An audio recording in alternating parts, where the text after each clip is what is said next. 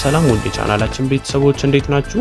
በዛሬው ቪዲዮአችን የምንመለከተው የ2018 የኢንትራንስ ኤግዛም ወይም ደግሞ የዩኒቨርሲቲ መግቢያን ፈተና በተመለከተ መች ቀን እንደምትፈተኑና በአጠቃላይ በአካዳሚክ ካላንደሩ አንጻርና ሰሞኑን ደግሞ አዲስ በወጣው መረጃ አንጻር አዳዲስ ነገሮች አሉ ይሆናል። የ2018 የኢንትራንስ ኤግዛም ተፈታኞች ከሆናችሁ በዛሬው ቪዲዮአችን የኢንትራንስ ኤግዛምን በተመለከተ ብዙዎቹ ጋር እየተሰራጨ ያለው መረጃ እና በአጠቃላይ ፈተናችሁ ደግሞ መቼ እንደሆነ የምናይ ይሆናል።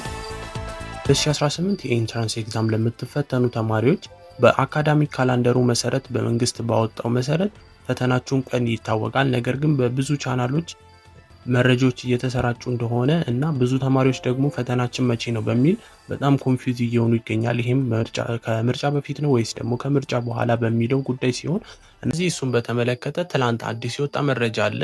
እናንተን ዳይሬክትሊ የሚመለከት ባይሆንም ለዩኒቨርሲቲ ተማሪዎች ለፍሬሽማን እና ለሬሚዲያል ተማሪዎች የተለቀቀ መረጃ ነው። እናንተን ግን ዳይሬክትሊ ባይሆንም ይመለከታቸዋል እና በዚህ መረጃ መሰረት ፈተናችሁ መቼ እንደሆነና በአካዳሚክ ካላንደሩ መሰረት ደግሞ ፈተናችሁ መቼ እንደሚሆን የተቀየረ አዲስ ነገር እንዳለ የምናይ ይሆናል። ስለዚህ እስከ መጨረሻው ድረስ ቪዲዮን እንድታዩት።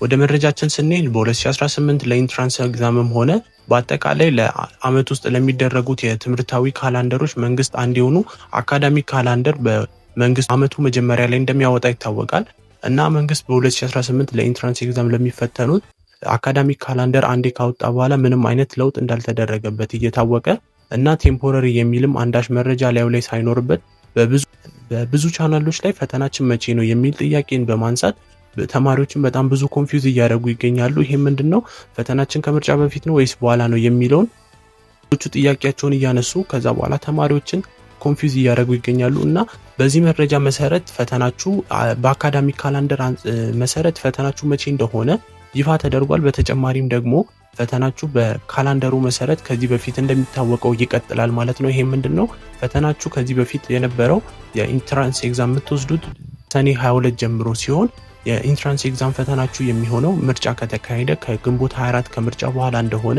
ይፋ ተደርጓል ማለት ነው። ስለዚህ ትናንትናው በወጣው መረጃ መሰረት ደግሞ የዩኒቨርሲቲ ተማሪዎች የምርጫቸውን ካደረጉ በኋላ ተመልሶ የትምህርት እንደሚማሩና በአጠቃላይ ደግሞ የሚዲያል ተማሪዎችን ፈተናቸውን እንደሚወስዱ ይፋ ተደርጓል ማለት ነው። ስለዚህ የዩኒቨርሲቲ ተማሪዎች ገብቶ ድጋሚ ትምህርታቸውን የሚማሩ ከሆነና ፈተና የሚወስዱ ከሆነ ለኢንትራንስ ኤግዛም ተፈታኞች ደግሞ ቦታ መልቀቅ ይኖርባቸዋል። አንዳንድ አካባቢዎች ላይ ፈተና የሚፈተኑ ተማሪዎች በትምህርት ቤት ውስጥ ሳይሆን በግቢዎች ደረጃ ስለሆነ የኮምፒውተር አክሰስ ስለማይኖር በዛ ገብቶ ስለሚፈተኑ የግቢ ተማሪዎች ግዴታ መልቀቅ ይኖርባቸዋል። ስለዚህ በካላንደራችሁ አንጻር ፈተናችሁ የሚሆነው በዛው በሰኔ 22 ይሆናል ማለት ነው። ስለዚህ ይህንን በማወቅ በዚህ እንድትዘጋጁ ማለት ነው።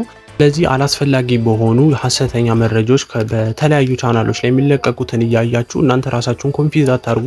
እንዲሁም አስፈላጊ ካልሆነስ በስተቀር የተለያዩ ሶሻል ሚዲያዎች ላይ እየገባችሁ ጊዜያችሁን ባታቃጥሉና ባላችሁ ጊዜ ተጠቅማችሁ ለኢንትራንስ ኤግዛም መዘጋጀት ይኖርባችኋል። እንደዚህ አይነት አዳዲስ መረጃዎች በሚወጡበት ጊዜና ታማኝ የሆኑ መረጃዎችን ደግሞ ለምታገኙበትን ቻናል ሰብስክራይብ እንድታደርጉና የደወል ምልክቷን እንድነኩ። ስለዚህ ዩቲዩብ ላይ ለቲዩቶሪያል ለማትገቡ ከሆነ በስተቀር ብዙ ጊዜያችሁን አታጥፉበት ማለት ነው። ስለዚህ አንዳንድ ጊዜ አዳዲስ መረጃዎች የሚለቀቁትን ቴሌግራም ላይ ዳይሬክትሊ ስለሚለቀቅላችሁ ቴሌግራም ቻናላችንን ጆይን በሉ። በተጨማሪም ደግሞ እንደዚህ አይነት ታማኝ መረጃዎች በሚለቀቁበት ጊዜ የምንለቅላችሁ ስለሆነ ሰብስክራይብ እንድታደርጉ ማለት ነው። ስለዚህ ፈተናችሁ በቃ በአጠቃላይ በካላንደሩ መሰረት ሰኔ 22 ነው የምትፈተኑ። በሰኔ 22 ዝግጅታችሁን ቀጥሉ በዚሁ ማለት ነው። ስለዚህ ምንም አይነት ነገር የተለወጠ አዲስ ነገር የለም።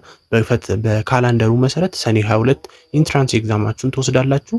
ስለዚህ አስፈላጊውን ጊዜያችሁን እንድትጠቀሙበትና አላግባብ በሆኑ ሐሰተኛ መረጃዎች ደግሞ ኮንፊውዝ እንዳትሆኑ